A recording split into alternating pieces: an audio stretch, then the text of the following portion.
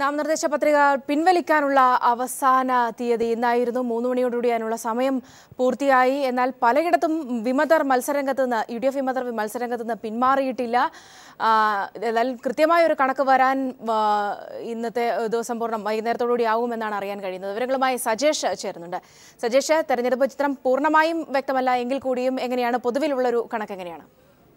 സൗമ്യ, നാമനിർദ്ദേശ പത്രിക പിൻവലിക്കുന്നതിനുള്ള സമയം 3 മണിക്ക് അവസാനിച്ചു കഴിഞ്ഞു.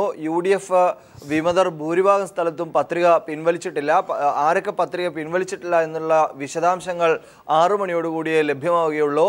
നിലവിൽ പത്തനംതിട്ടയിലും കൊല്ലത്തും തിരുവനന്തപുരത്തുമാണ് മൂന്നിടങ്ങളിലും തെക്കൻ മേഖലയിൽ വലിയ തോതിൽ വിമതശല്യം UDF നേരിടുന്നു. ഘടകകക്ഷികൾ തമ്മിലുള്ള മത്സരം ഉറപ്പായി കഴിഞ്ഞു. പത്തനംതിട്ട നഗരസഭയിൽ 2 വാർഡുകളിൽ RSPയും കോൺഗ്രസും തമ്മിൽ മത്സരം നടക്കും. ഒരു വാർഡിൽ മുസ്ലിം ലീഗും കോൺഗ്രസും തമ്മിലാണ് മത്സരം. മറ്റൊരു വാർഡിൽ ലീഗിന് ഒരു വിമത സ്ഥാനാർത്ഥിയുമുണ്ട്. തിരുവനന്തപുരത്ത് 6 ഇടങ്ങളിൽ ഇപ്പോഴും UDFന് വിമതർ പത്രിക പിൻവലിക്കാതെ നിലനിൽക്കുന്നു എന്നാണ് വിവരം. അതിൽ കഴിഞ്ഞ തവണ തിരുവനന്തപുരം കോർപ്പറേഷനിലെ കൗൺസിലർമാരായിരുന്ന കോൺഗ്രസിൻ്റെ പ്രധാനപ്പെട്ട കൗൺസിലർമാരായിരുന്ന മേരി പുഷ്പം, സുധീർ ഖാൻ തുടങ്ങിയവരൊന്നും പത്രിക പിൻവലിച്ചിട്ടില്ല. പത്രിക പിൻവലിക്കാത്തവർക്കെതിരെ കർശന നടപടിയെടുക്കുമെന്ന് KPCC അന്ത്യശാസനം നൽകിയിരുന്നു. പാർട്ടിയിൽ നിന്ന് പുറത്താക്കുമെന്ന് വരെയുള്ള നിർദ്ദേശങ്ങൾ KPCCയുടെ ഭാഗത്തു നിന്നുണ്ടായിരുന്നു. എന്നാൽ ഇതിനെ വെല്ലുവിളിച്ചുകൊണ്ട് തന്നെ റിബലുകൾ നിലനിൽക്കുകയാണ്. കൊല്ലത്തും യൂത്ത് കോൺഗ്രസ് നേതാക്കൾ ഉൾപ്പെടെ വിമതരായി